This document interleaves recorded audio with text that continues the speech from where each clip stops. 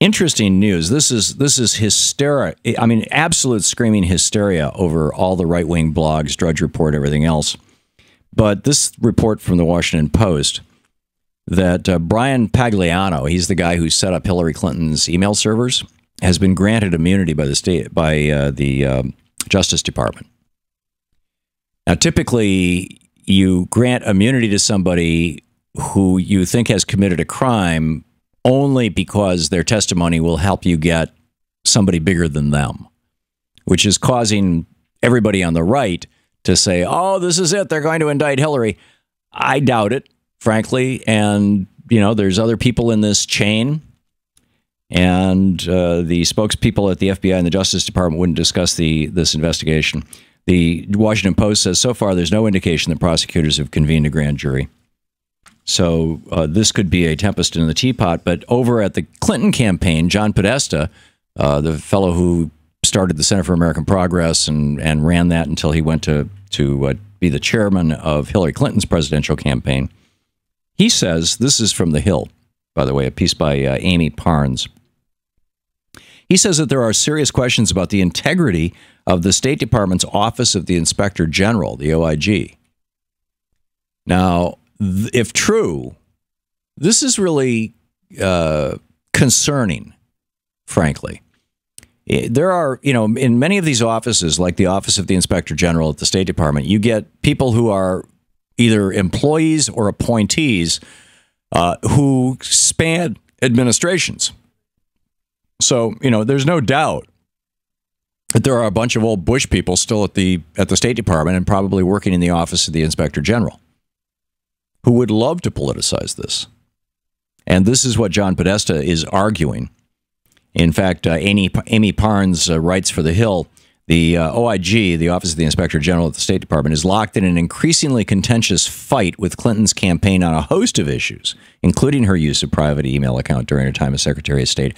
A source within the OIG contacted The Hill, this is the newspaper that I'm reading from here, claiming that the office of the OIG has grown increasingly partisan, accusing it of having an anti-Clinton bias.